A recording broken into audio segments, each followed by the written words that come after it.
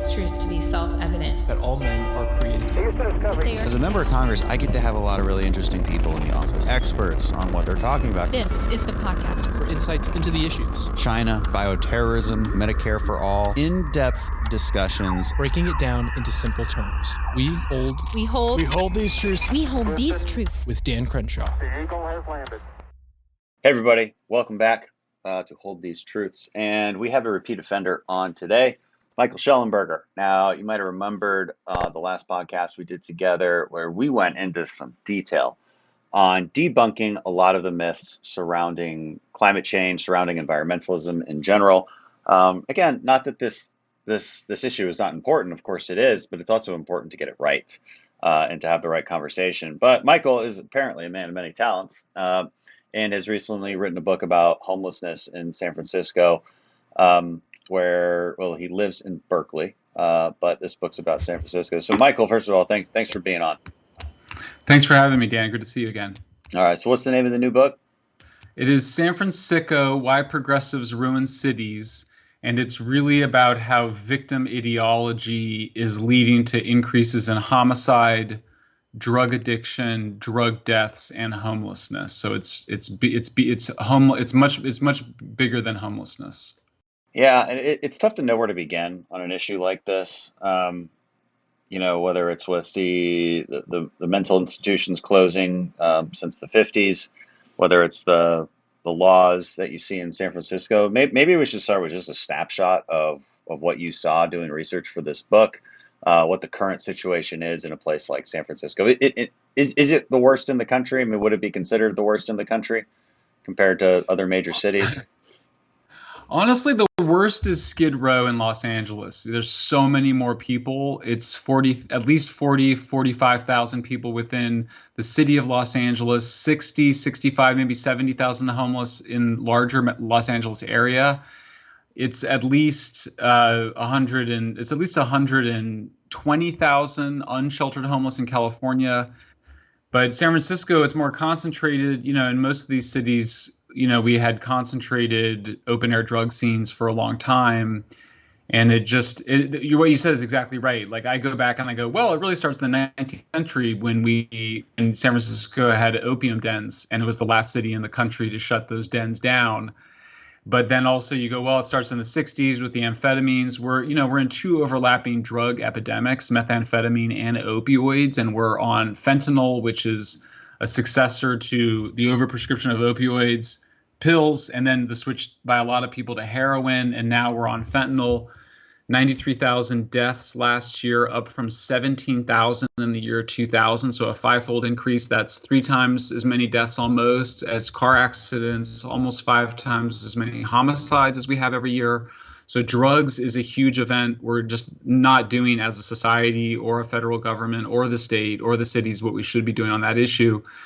But then libertarian kind of progressive ideology, particularly victim ideology, the idea that victims should be able to do whatever they want, people categorized as victims should be able to do whatever they want, and nothing should be asked of them, runs rampant in San Francisco and other progressive cities. And that's why we have this just out of control, what the Europeans call open drug scenes and what we euphemistically refer to as homeless encampments.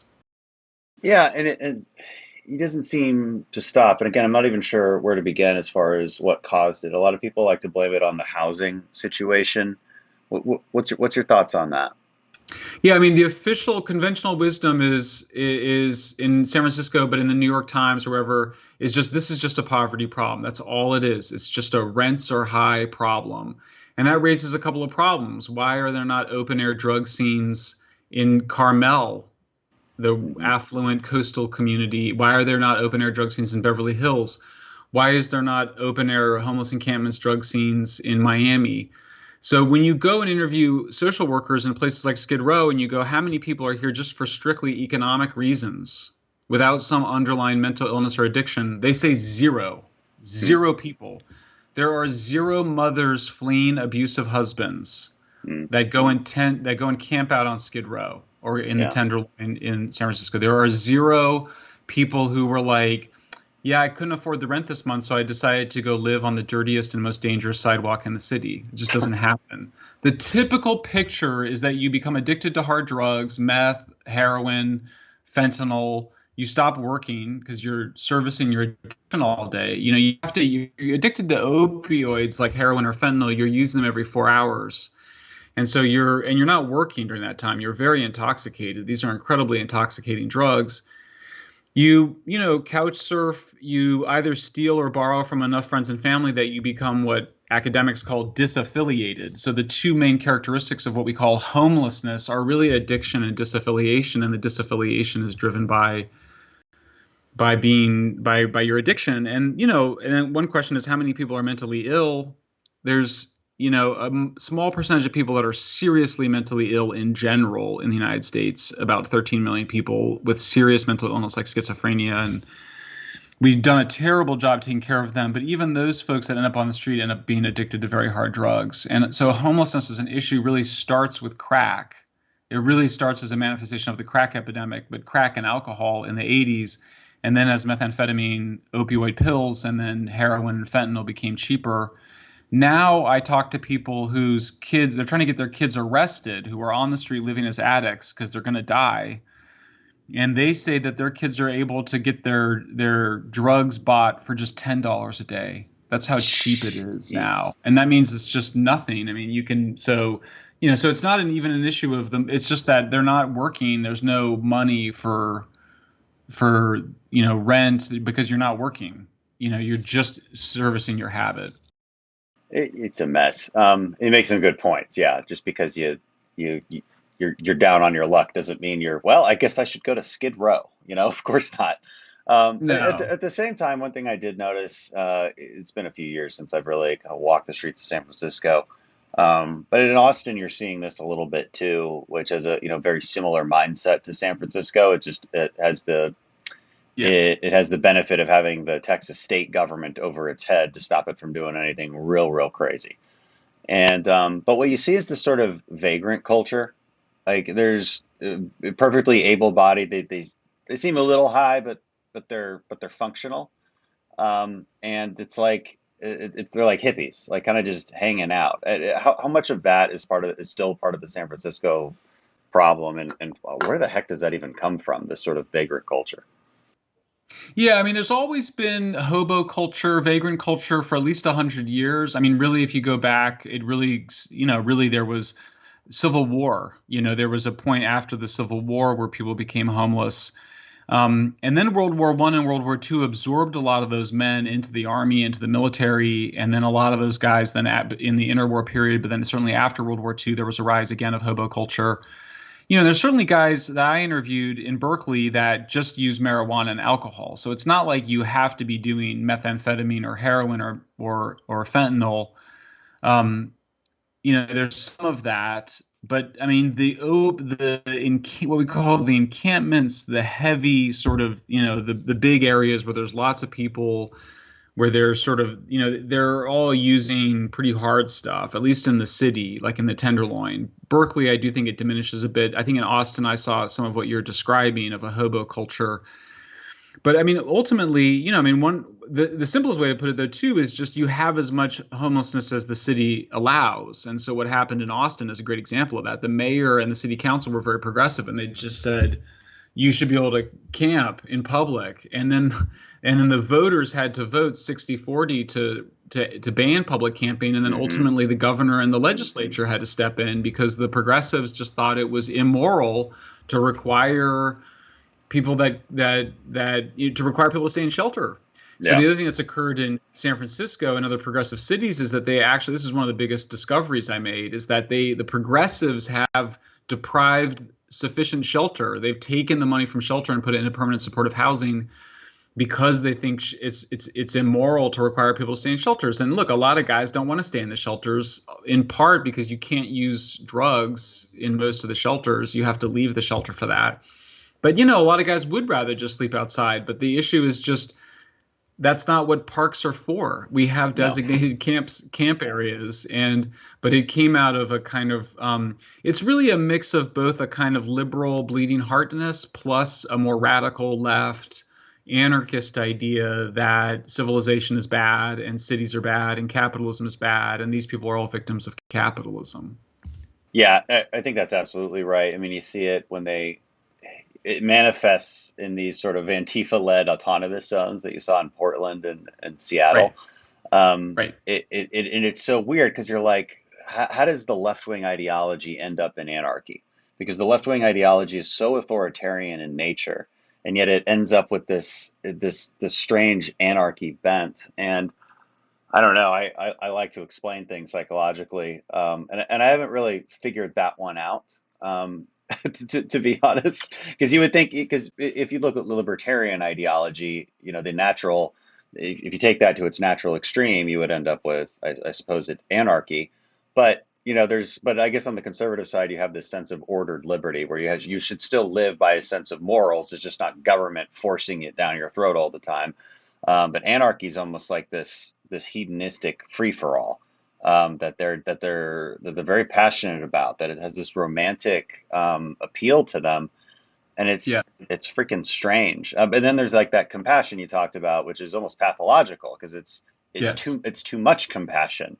To the point where you're really just bribing them into loving you. I say this a lot to conservative groups. I'm like, look, conservatives like your parents that love you, but also strict. And then the left is like your crazy aunt that just wants you to love her, and so she'll give you whatever you want, never tell you you're wrong. But is that really love? Right. And that seems to be what's happening here.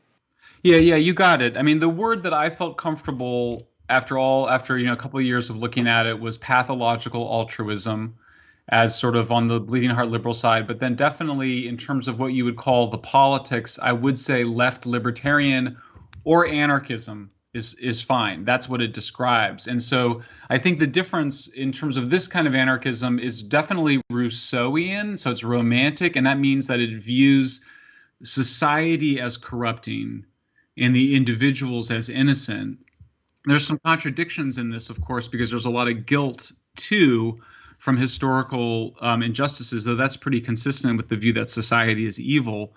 And so, yes, you're right. Like, we're now seeing, as you know, we've been seeing this for over a year since the Black Lives Matter protests from last summer, is basically a demand that we stop funding police, that we shut down the prisons and jails. We've let over 20,000 people out of prison in California over the last year and a half, ostensibly for COVID, but there's been a broader decarceration movement.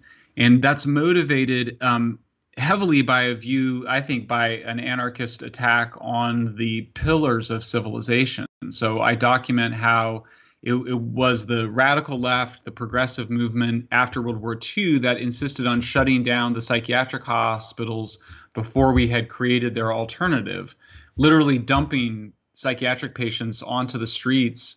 Good luck. I don't even know if they gave them $100, but that's what, and they became homeless. And that was occurring really out of a utopian view that that folks would be better treated in the community by progressives, but then a more radical left view, which was that mental illness itself is just a social construction. So a very similar argument that you see today around gender, you saw in the past around mental illness. There's no such thing as mental illness was the idea. It's just the man trying to control you because you're neuroatypical. That's the woke way to say it today. So wokeism is really just a continuation, and that's what San Francisco is tracing. I mean, I see this book is my second book in what will be a trilogy of books, Apocalypse Never, San Francisco, and then my third book, which is basically on the threats to civilization from the most progressive members of the society who are basically undermining these core pillars of civilization, including psychiatric care, a reliable electrical grid, policing, jails, prisons, drug treatment facilities. I mean, when I did progressive drug decriminalization and harm reduction advocacy in the 90s. And when I left, this is the part where I did a slightly different trajectory for me than on environment. I did change my mind on some things, but when I stopped doing that work like 20 years ago, my understanding was that we were going to advocate drug treatment as the alternative to prison. Instead, what they did is they basically made both optional.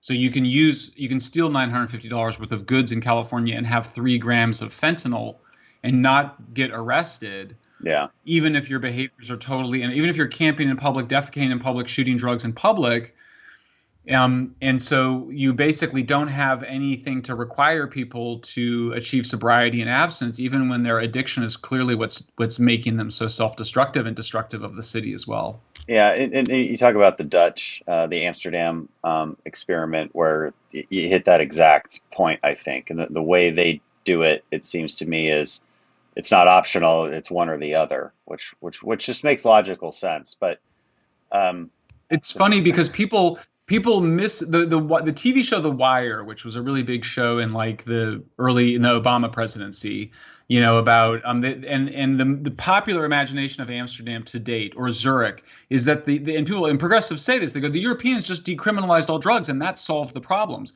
That's not true. It's simply not true. I asked the head of Portugal's drug program what would happen if I was shooting heroin in public in Portugal, and he said you would be arrested and brought to the police station.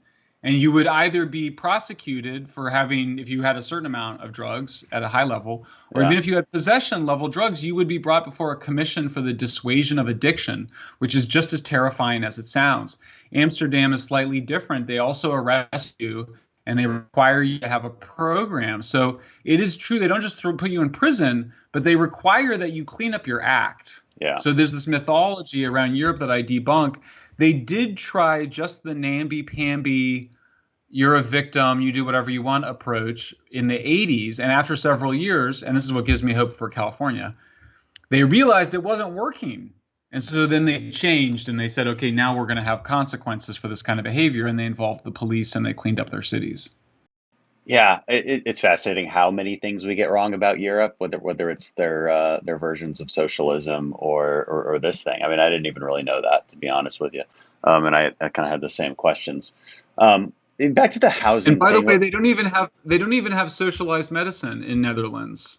Oh, really? They have a private sector model like we have now. They have universal coverage, though. They have universal psychiatric care. So the message I would say for libertarians, and I have been saying this, is that you have to have universal psychiatric care. Like you have to have the back end. If you arrest somebody and you're like, you can go to prison or get drug treatment, you have to have the drug treatment facilities. If you don't have drug treatment facilities, then there's nowhere to send them. So, but there is a both and here. I think that reasonable conservatives and reasonable progressives should embrace. Right. I mean, I'm not sure what the budget is for the homelessness problem in San Francisco, but I bet you could take that same budget, spending millions and millions of dollars on cleanup, spending millions and millions of dollars on because what they focus on, this is what I want to get to from a policy perspective, is, and what you write about, is this permanent housing solution versus a temporary housing solution. So they view this temporary housing solution as inadequate and immoral, but it seems to work in a lot of other places. I mean, we have really interesting facilities that are actually mostly privately funded here in Houston. I've toured them. They're extremely successful. I'm not sure they're for addicted people. They're mostly for families who have fallen on hard times, and then it helps them get back on their feet. And it's meant to be temporary, but because it does seem obvious, and I think you write about this as well. If you built 100,000 new apartments, would it just end the homelessness problem? And the answer is no. It would fill those up, and then there would still be people who then try to be homeless so they can get the free apartment. And it's endless. Yeah. And I'm not sure I can blame the not in my backyard NIMBYism of San Francisco either, because look, any city, any given geographical area at a certain point will just run out of space. And I don't know how much we can fault a homeowner for saying, I don't want a giant high rise, especially a low income high rise next door to me. I don't know how you ever get around that, to be perfectly honest. And so I think that's always going to be a difficult issue. Yeah, I mean, what I propose is that this is why you need it to be at the state level. You're dealing with a highly transient population, right? We used to call a lot of homeless people, hobos, transients. People that are moving around, sometimes to escape the law, sometimes to escape psychiatric care, sometimes to escape friends and family, just because these are often lost people in general, suffering from addiction and disaffiliation, depression, loneliness, hard times, right? So, but if you get arrested for the 10th time shooting heroin, camping in public and defecating in public in San Francisco, There's no reason that you have to be in drug treatment in San Francisco, certainly not in the neighborhood where you were using your drugs. That's the worst place. There's a very famous study of American soldiers who got addicted to heroin in Vietnam. They came back from Vietnam, and like almost all of them were fine. They might have kicked, their heroin habit on the flight back or the boat ride back or however they got back for a few days, but there was no heroin around them. You returned to some small town in Kansas or whatever. It wasn't like you were able to go get heroin. So they were able to quit their habits simply by not being exposed to it all the time. So one thing that I became clear about, and it wasn't my idea, other people have had this idea, is that it needs to be statewide. So if you're arrested in downtown San Francisco, you would go to drug rehab in Fresno. That's sort of our Central Valley. That would be like our East Texas or West Texas or something. You're more in a country area where you're not in the midst of an open air drug market. The Europeans call these places, they call homeless encampments open drug scenes. And I think it's clarifying because what you're describing is a place where users and sellers get together. And the users are so addicted that they just sleep there. I mean, one of the characters in my book, he showed me a doorwell in the downtown San Francisco in the Tenderloin. And he goes, I slept here even though I had a bed at the shelter because I just wanted to be 5 blocks away, by the way, because I wanted to be that much closer to the dealers. That's how addicted they get, right? They just that's what they're there for. They're there to just do heroin. It's not like they're going out and, cleaning toilets or something. They're actually just dedicated to feeding their addiction. And they'll go rob the Walmart or the Walgreens and steal $950 worth of things. So, I mean, but the point is, I think that it's too much of a burden on these cities. It needs to be statewide. And then the issue for Californians is if we were to do something like that, then would we just attract addicts from around the country? And the answer is we might. We're already doing that by attracting them toward the open air heroin markets and fentanyl markets. But you would still you'd have Medicaid reimbursement. And the whole point is that we're going to make these people quit. You can go to jail or you can quit your drugs and get on your personal plan. And I think what I would try to point out is that, we've been very black and white in the United States, which is you go to jail, you go to prison for 20 years, or there's nothing that happens to you. Whereas there's actually a bunch of gray area. Probation is a really good thing for a lot of people. Ankle bracelets are a much better alternative to prison for people. Mm-hmm. Drug testing is great as an alternative to prison if you have to take a drug. And then housing becomes a reward. It's not something that you get automatically. If we're going to subsidize your housing, then the taxpayer who's paying for your housing deserves that you should make progress to getting your life together, as opposed to just making you a kind of debilitated, disabled ward of the state. It strikes me as strange. I'm not sure that you could get housing, and this is kind of an off-the-wall idea, but I'd heard it before that basically government regulations over time have prevented anyone from building a housing structure that kind of looks like a dorm or even a barracks, a military barracks, something that you can just go, you can still pay for it, get back on your feet before you can afford something else. It just doesn't exist. So it's this either very expensive housing or a shelter, or which they don't want to be in for a variety of reasons. But I mean, in San Francisco, there's not enough shelter beds for all of the homeless anyway, is some of the numbers I think you wrote about. But I don't know what my point is. I think my point is New York. No, New York does the shelter. You do everybody has to be in shelter. You don't get to camp out. That's just a bottom line thing. And so in New York, that's the case? Yeah, in New York, they just build sufficient shelter. Look, the shelters in the Netherlands are nicer than the shelters in New York. Would that surprise you? I mean, it's a smaller country. They're richer. It's better to be a homeless shelter in Amsterdam than in New York. Yeah, people don't like being in shelters. So you may be eligible for your own room, which is what a lot of people want, but you got to pass a clean drug test. You got to go to your job. You got to make progress on your personal plan. That's the deal. That's the exchange. That's the reciprocity. There's some people, Dan, like my aunt had schizophrenia. She just was never going to be able to work. I think we all understand that her situation, genuine schizophrenic, classic presentation. She went schizophrenic in college. It's just classic when it happens. It's we think it's some gene environment interaction, but it's not her fault. And she just was disabled. So that's her. But there's just a lot of 20-some guys on the street who got hooked on on pills, and then they shifted to heroin, and now they're smoking fentanyl. Those guys can get off of drugs, get a job, and get a life. That is completely within the realm of the possible for them. It's not easy, but we have good opiate substitutes at this point they can use. I don't think we need to be moralistic about it. We don't have as good for meth, but we do know that having rewards for positive behavior serves as a kind of alternative high for people that are recovering from addiction. Yeah, and so laying out the other thing San Francisco does that you point out too is it doesn't actually pay people. I mean, is that another reason it's an attractive place for people to come be homeless? Yes. Is because you can somehow. I'm not sure how do you get that payment. I'm curious because it's not like you have an address.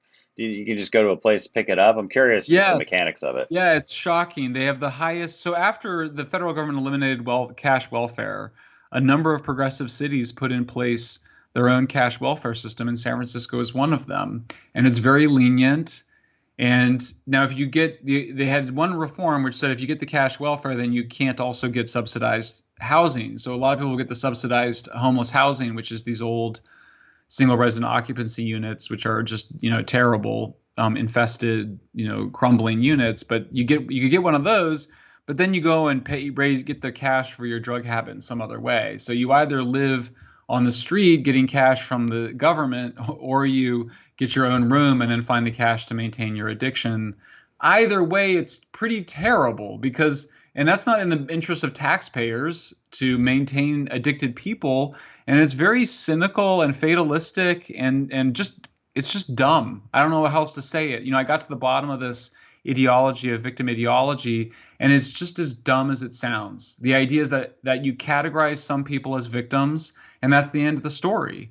So we know it's totally racist. All African Americans are categorized as victims, but it's even worse than that because then it says all people addicted to drugs are victims. Mm-hmm. And you can't, and that's just not the attitude of Portugal or Netherlands or any European or civilized country. It's just a peculiar, progressive agenda. And then there is one part of the progressive agenda that did go national, which is this housing first idea, which is just that you should try to give housing unconditionally to people and not require abstinence.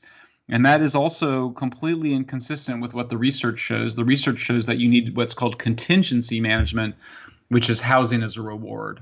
So if I put it simply, I go shelter first, treatment first, housing earned, usually as a consequence of abstinence, or if you're suffering from some underlying mental illness, some compliance with your psychiatric treatment.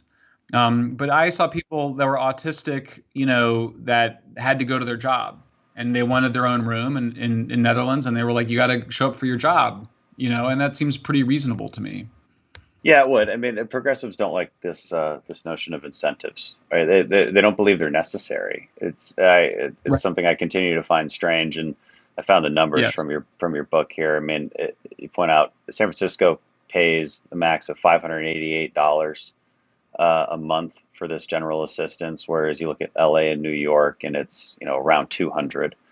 So it's no surprise then that people are going to flock to that point. It's easy to get drugs, easy to get this money. Go for it, and it's not illegal.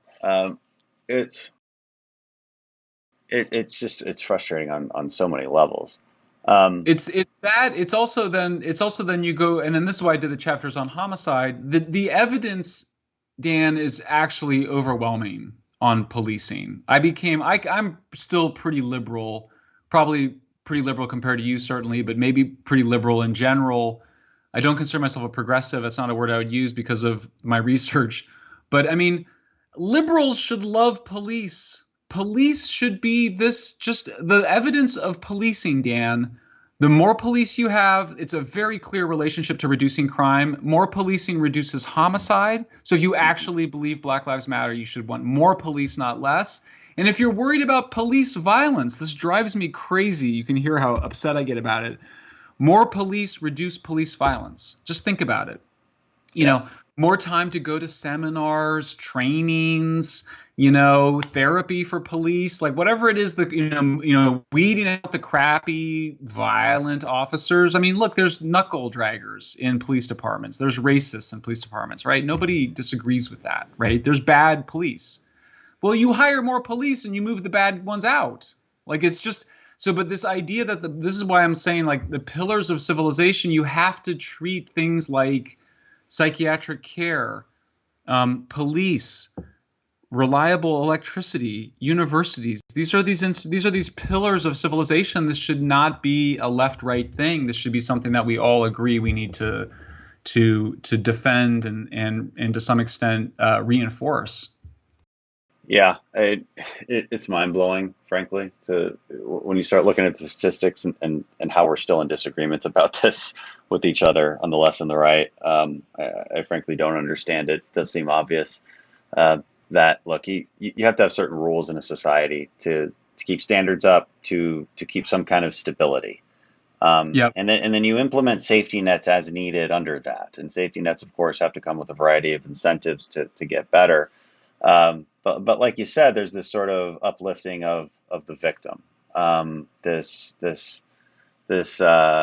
like a deification almost of a victim that can do no wrong, and it's actually up to others to conform to them, right? Like you said, there's no such thing as mental illness. There's no such thing as transgenderism. It's just you normal person that's wrong and that must adapt to these extraneous situations, and the problem with that fundamentally is no limiting principle, because it's a very quick path to complete chaos. If you just do away with all standards or label all traditions and standards as both meaningless but also bad and oppressive, and that's what they do. And I don't know where that comes from. It's very self-destructive. And it comes from the death of God. I mean, this is where before the call, you and I were talking about Jordan Peterson. I did his podcast recently, and he is a huge fan of yours. And I think this is the part of Jordan Peterson that appeals to liberals, which is that he points out that there's something evangelical and there's a kind of zealotry among the radical left that I think freaks out, sane liberals. That kind of goes, this is out to tear down these institutions. I told a friend of mine, a liberal friend of mine in my hometown, Colorado, I was like, yeah, this defund the police stuff is terrible. And she goes, well, that's a Fox News, myth or something. I was like, what are you talking about? Like in Oakland and Seattle, they cut the policing budget and homicides went up. Like, they don't even realize it. They don't even really understand it. I was having this argument with a friend of mine who's conservative. And he's like, well, everybody knows that Black Lives Matter got the police budgets cut and homicides went up. I was like, I don't think liberals know that. Liberals think that. No, they really don't. They think there's more guns. They think that there's more guns. If you read the New York Times, you go, oh, yeah, during the pandemic, there were more guns. And so there was more homicides, as though these young guys are deciding to kill each other because they didn't have a gun, or they just, that they got a gun or something. Yeah. I mean, it's stupid. And so I think that. Sorry, go ahead. No, I would say we see the same thing in Congress. We had some interesting debates on defunding the police amendments that we made Democrats vote on, and they absolutely don't believe it's real. They really do believe it's a right-wing talking point, just like the critical race theory stuff is a right-wing talking point. We just made it up. It's like it's real. Yeah. So 30 times more African Americans are killed by civilians than by police. Okay, that's just a very easy round number. I always share that with my progressive friends. 30 times more. Okay, not 3 times more, not 10 times more, 30 times more African Americans. So if you care about Black lives, you would care about those numbers. And we know that you can get those numbers down with more police doing just the stuff that, and so we know that the Ferguson effect is when police are demoralized, they pull back from the kind of walking around the neighborhood and chatting up the guys who you're worried about, right? Yeah. They go, hey, they were just getting protested and called murderers. They kind of go, hey, do you want to get out of the car and walk around the park and talk to the guys? And they kind of go, you know what? I don't really want to do that tonight. And then the guys who might be, this is all very well established scholarly literature, the guys who might want to, commit homicide, they go, hey, the system is rigged against me. The cops, are racists and the system is racist. And so let's just go, I'm going to go kill that guy. Like, it's just a kind of delegitimacy of the system. But for progressives, progressives only think you're a victim if you're a victim of the system. So they only count. So all these other victims are kind of waved away. Yeah, like why? So why do they care so much more about the 1/30th of African Americans killed by police than the 30 times more killed by civilians? Because they view them as victims of the system. And so that's the radical left anti-system stuff. And hopefully what I was trying to do in the book is to say, look, there's actually two separate views here. There's a liberal view which says that institutions like the police and psychiatric hospitals are important to society, and we need to strengthen them, if anything, not weaken them, against the radical left, which has been like, police are the enemy. Like, that's just juvenile 1960s garbage and has to be called out by people that are maybe more left of center or center left. Yeah, and this is something that gets talked about a lot. I mean, if you watch American Horror Story, for instance, like there's a whole season about the crazy psychiatric hospitals of old, and right. there were abuses that took place and weird things like lobotomies and things that you wouldn't consider humane now. It doesn't mean you shouldn't use the money we're just wasting away on what you call, and I think rightfully so, the homelessness industrial complex, because there's a lot of these perverse incentives that these groups, many different groups and governments utilize to keep themselves afloat and keep the problem afloat. Try something new with that money. I was kind of good reading through all the notes on your book here, and this statistic really stands out and kind of gets to the point of how important policy is. Between 2010 and 2020, the number of homeless rose by 31% in California, but declined 19% in the rest of the United States. As a result, there were, as of 2020, at least 161,000 total homeless people in California, 114,000 of them unsheltered. Again, despite their sort of housing first policy. Because of the housing first policy. Yeah. Because of the housing first policy, they condemn shelter. They have cut the funding for shelter. I think it's absolutely scandalous. And of course, I couldn't help but notice the comparison. Climate activists, the activists who say they're the most alarmed about climate change, are out there trying to shut down nuclear plants. Mm-hmm. Okay. The people who say they're most concerned about the homeless are out there trying to shut down the shelters. Right. It's not quite the same. It's more like to block the building of shelters. And they say, well, because we have to have this other utopian thing that is impossible. So you end up destabilizing the whole civilization and society because of it. Let's talk about that real quick, because we've got a few minutes left. Like I told you before we started. So I've been tagged to go to the UN climate conference in Glasgow in about a month. I'm excited about it. I like going into the lion's den and hearing what these new age thinkers are thinking, and especially as it's becoming pretty apparent to everybody that a lot of these environmental policies, and right now, especially in Europe, are really backfiring. It turns out that when you rely on unreliables, solar and wind particularly, you might not have enough energy for when it gets cold or when it gets really hot. California's been learning this lesson for a while. Well, they haven't learned the lesson, but they dealt with the consequences. Hell, even in Texas, we had to learn that lesson, because the truth is we definitely, because of our pricing structure, the way we do our electrical grid, and because of federal subsidies, wind turbines are a much better investment for somebody from Wall Street than, say, a new gas plant or a nuclear plant. They just are, because of the pricing structures. And so they've been keep building those things, but don't build any baseload energy. And so when it froze, we couldn't quite keep up. We were close. We were not in California's shoes, but we're getting there, and we need to wake up to it. So what should I tell these Europeans about what? Because you always have some of the best arguments when it comes to, especially comparing energy efficiency, energy capacity between renewables and something like nuclear energy, and how gas also plays a part in that transition. No, I mean, you have it exactly right, Dan. I mean, so now, I mean, we were warned in California to not become overly reliant on unreliable weather-dependent energy sources, and we had blackouts 2 years in a row. Texas then had somewhere between 200 and 700 people die in cold snap, where too much money had been spent on unreliable wind and not enough on weatherizing the natural gas plants and having baseload power plants ready to go. it cost, everyone was bragging about Texas cheap electricity, but the whole disaster, I think, cost somewhere around $200 billion. And so the actual electricity prices in Texas ended up being much higher than they needed to be.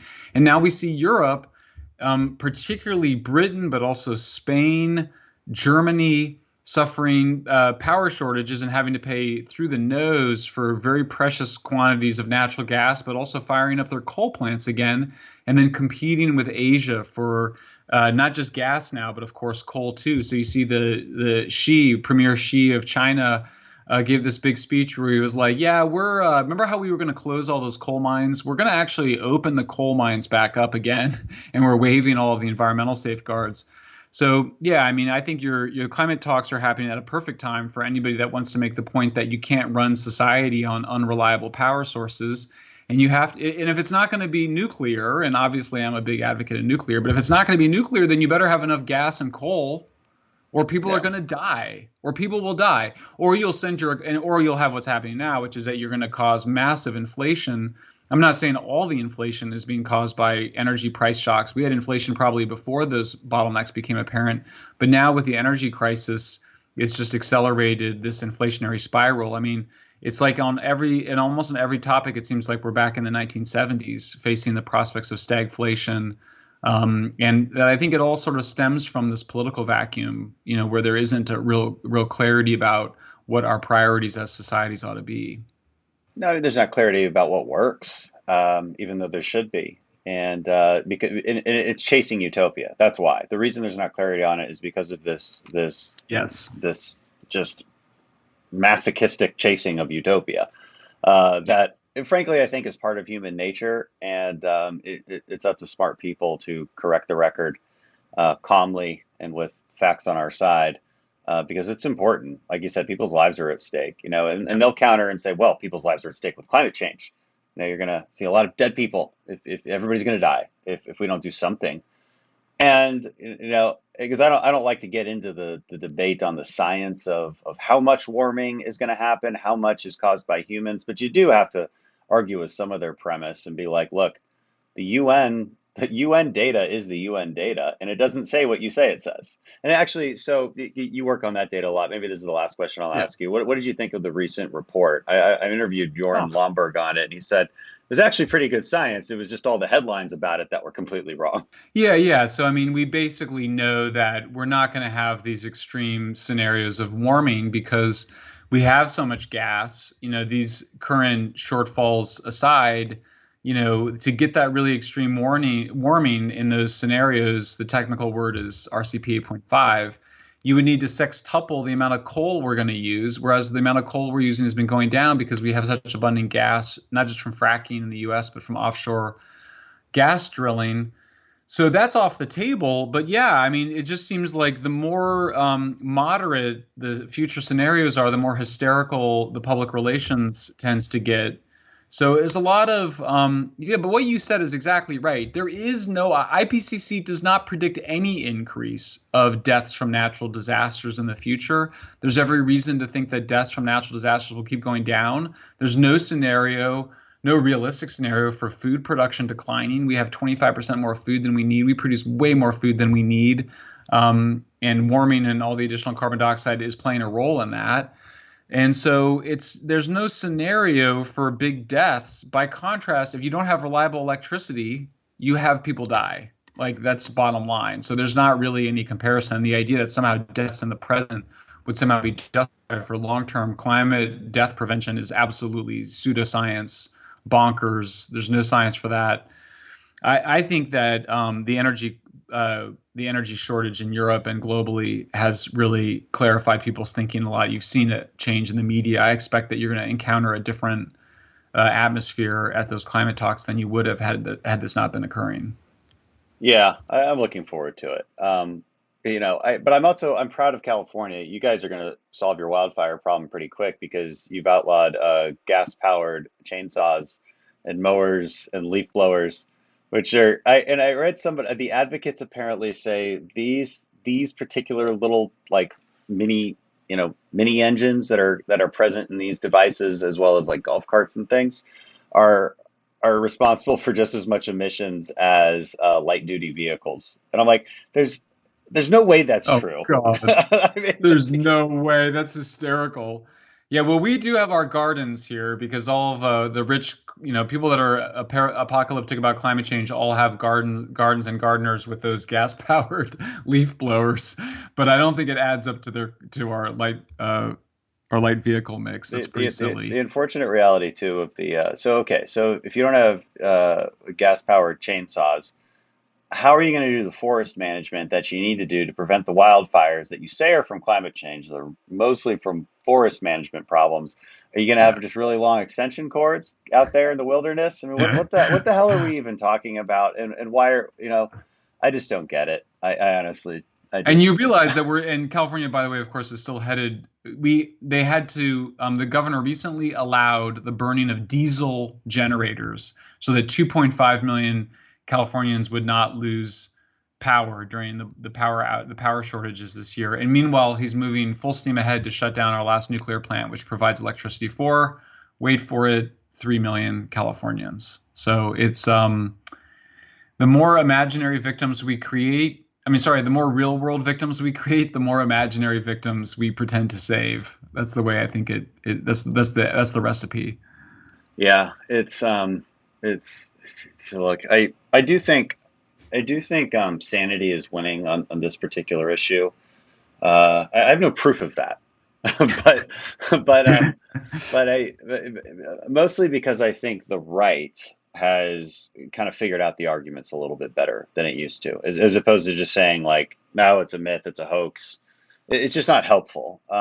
It's definitely debatable what the left says about the consequences of climate change. That is a fact, but you gotta zero in on that, and you got to use UN IPCC data. Because look, that's the consensus, and it doesn't say what you say it says. But I think at least the right has figured out how to have these conversations in a much more rational fashion, and I think it's persuading people in the middle.